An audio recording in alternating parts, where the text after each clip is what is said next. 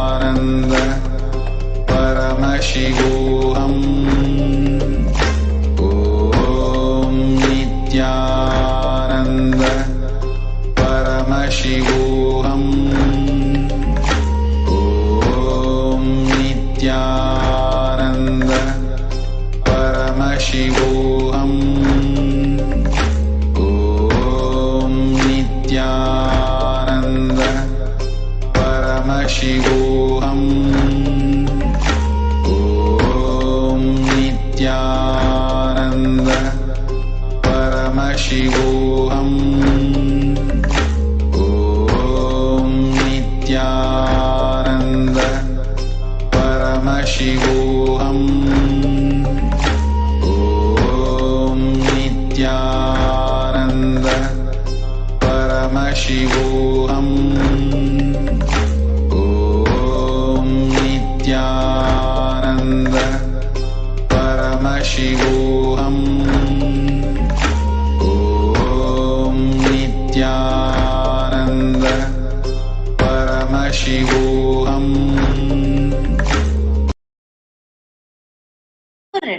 To Irena Sundareshwara Paramashiva Paramguru along with the mantra. Yopam pushpam veda pushpavan prajavan pashuman bhavati chandrama pushpam pushpavan prajavan pashuman bhavati ya evam veda yopamayyatanam veda ayatanavan bhavati pushpai pujayami. Now take the lit incense sticks in your hands and slowly wave it towards Irena Sundareshwara Paramashiva Paramguru along with the mantra, and please ring the bell as you do so. Om Dhurasi Dhurva Dhurvantam Dhurvatayyo Osman Dhuratitam Dhurvayam Vayam Dhurvamastam Devanamasi Sasnitamam Papritamam Jushtatamam Vannitamam Devahutamam Vitamasir Haverdanam Trikumasva Matva Amitrasyatva Chakshasha Prekshe Mabherma Samvikta Matva Higam Sisham Dhupamagrapayami. Please take the lit lamp in your hands and slowly wave it towards Irena Sundareshwara Paramashiva Paramguru along with the mantra, and please ring the bell as you do so. Om Uddipya Sajata Vedopagniniritam Mama Pashugascha Mahyamavaha Jivanam Chaishodisha Manohigum Sijata Vedo Gamashvam Purusham Jagat Abhibradagnaagahi Shriyama Paripataya Deepam Darshayami. Please take a udhirni of water and hover it clockwise around the Naivedyam and offer the water to Irena Sundareshwara Paramashiva Paramguru along with the mantra, and please ring the bell as you do so. Om Madhuvatartayate Madhuksharanti Sindhavaha Madviena Santoshadhihi Madhunaktamutoshasi Madhumatpartiva Gumrajaha Madhudyorasnapita Madhuvano Vanaspatir Madhuvagummastu Suryaha Madhirgavo Bhavantu Madhu Madhu Naivedya Nivedayami. Now please take the lit camphor, the arati in your hands, and slowly wave it towards Irena Sundareshwara Paramashiva Paramguru along with the mantra. Please ring the bell as you do so.